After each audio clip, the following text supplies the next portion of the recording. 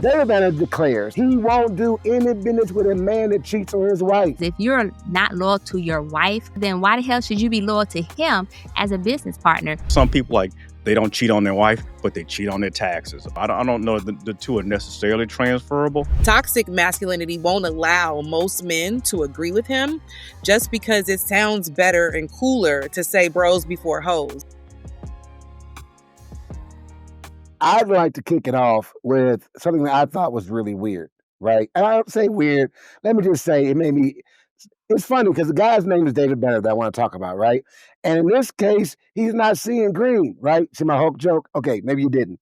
My point is, David Banner declares, right? He won't do business, y'all. He won't do any business with a man that cheats on his wife, right? He says he find out you cheating on your wife or you have cheated, the business is over. He's not going to do anything with you. It's squashed right there. And his reasoning is, he's like, if the person sleeping next to you can't trust you, how is he supposed to trust you? Now, is he like getting in other people's business? Is this an unrealistic expectation to place on your partner? Are you like combining personal and business when it should just be business? Why is male discipline like a weakness while toxic loyalty gets praised, right? And can you be a high value man if you're a cheater? Like, are those two things mutually exclusive? Or do they go hand in hand? I've heard people say cheating is a rich man's game. What do you think? I'm super excited about this. I actually think that this is a great look for David Banner. I believe that men shouldn't cheat. And I think this is a good idea simply because if his stance was if you're not loyal to your wife who has birthed your children, who you lay next to, then why the hell should you be loyal to him as a business partner? I also think that we need to think about this idea of loyalty. It isn't outdated, right? It's just uncomfortable for people who lacks discipline. Let's be loyal to the person who committed to you because she ain't have to. The only people who need to commit to you is your mama and your children. She ain't have to commit to you. She chose you. She wanted you. So yeah, let's go ahead and be loyal. Also, I also think this kind of touched on the fact that mainstream society always act like all men cheat. And that may not be the case. Like, let's normalize that not all men cheat. As a matter of fact, I think it speaks to society excusing men's behavior when they do cheat, right? Versus saying, hey, this is not about, because to me, cheating is about opportunity, right? Versus ego is cheating. Matter of fact, cheating is opportunity and ego now that I think about it. So basically, strength comes in restraint. So go ahead, man, be strong. Show how strong you are and be restrained. Show restraint. I'm going to jump on in then since we said it's ladies first all night tonight. So I actually have to agree, but I'm also a person who tends to stand on the side of righteousness, right? It's not that he said if you like multiple partners or you're ethically non-monogamous or you're poly, that he's not okay with you having those alternative lifestyles. He said, if the one person in the world that you stood before God and said vows to is the one person that you would lie, cheat, and steal joy from, then how could I expect you just to treat me when I'm just a regular old person to you? We might be friends. We have no bond or commitment like you do with your partner. So I actually I'm one of those people, because if you cheat on your husband and we're friends, it's like, damn, you probably snaking me too on the under, because why wouldn't you? Because my role to you is definitely is definitely less valuable than what your partner is to you. So I get it. I think that toxic masculinity won't allow most men to agree with him just because it sounds better and cooler to say bros before hoes, right? It sounds great, but you ask a man who's lost his wife over cheating. You ask a woman who's lost her husband over cheating, does it feel like it was a worthy experience? And ask them what their friends thought too. Because I've left relationships based on my friends' opinions of my partners when I was younger, just once, but it happened. And I remember thinking damn, they're judging me because my man did this to me and this is how I have to react. It's like, don't make me look stupid. Let me know what you're doing. Say that we need to be open. But if you cheat, I'm not trusting you either. You can't be in my crew. We got to have a little subtlety in here just because David Banner's not really.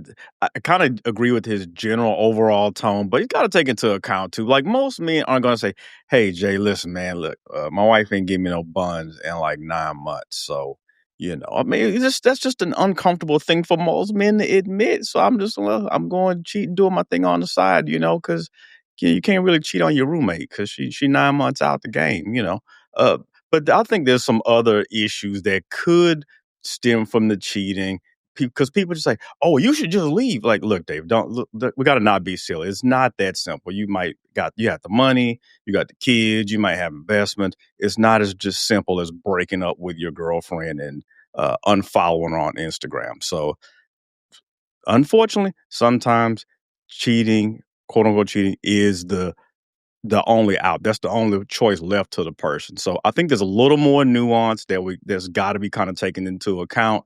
Uh, I'm not responsible for anybody else's soul other than my own.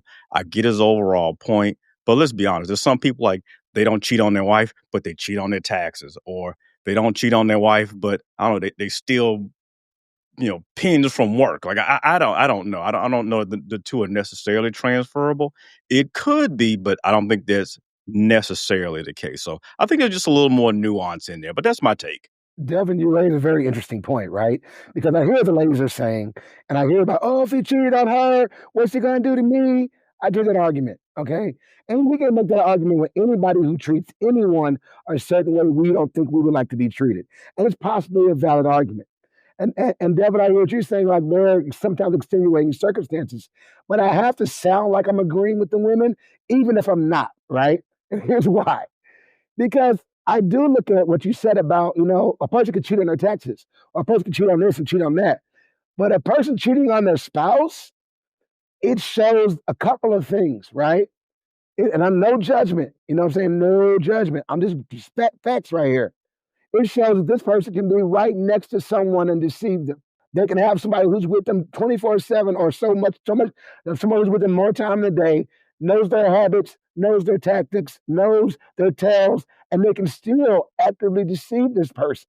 It also shows that this is the person who, if they're in a situation where they feel like they may have negotiated certain understandings, however they feel about that situation may then change how they function in that relationship or in that agreement, even if it's a business contract, without them notifying the person that they are moving different. That can be a very costly thing. That can cost you millions of dollars. That can cost you your professional reputation. That can ruin your brand. So, I do feel like him saying, oh, men are cheating on their wives, it seems like low hanging fruit, right? But there is something different about a person who can cheat on a person or deceive a person who is with them enough to be able to tell the difference and their ability to be duplicitous to that level, or their ability to completely switch up on their previous agreements because now they feel some type of way without having the communication, right, to address it and to bring it out in the open. So that's my point. I mean, David, we're not really a fan of what you're saying, but I do think we should all be pushing for more accountability. We should be putting for more transparency and more loyalty. So yeah, I guess I got to roll with him on this one. I fucked with it. Yeah. Go ahead, And, John. and and really quick, I think it's not completely altruistic on David Banner's point because if your business partner is going through a nasty divorce, that could put the business in jeopardy. If that's your business partner, the wife may get half. He could get sucked into litigation. So I think from that standpoint, I get it, I understand it, but it's not this completely altruistic. I'm just worried about your marriage and black glove and saving you guys' soul. Now that part I'm a little sketchy on. So I'm just going to add one last piece to this then and say I support everything that Jay just said. As a matter of fact, I even support what you just said in regards to the nuances of the whole, hey, we don't know what that person may be going through later on. So they could have started off in a relationship as a business partner, and then later on, this person may have cheated. So at that point, does he then turn around and say, I can't mess with you? You can't be my business partner because I discovered that you did this? And how is he discovered it? Was he told of this? So it's like, is he playing FBI spy to find out what's happening in this other person in his partnership?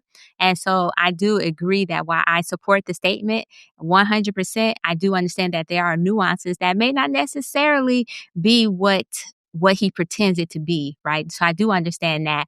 So, but still, I still support the message. Don't cheat.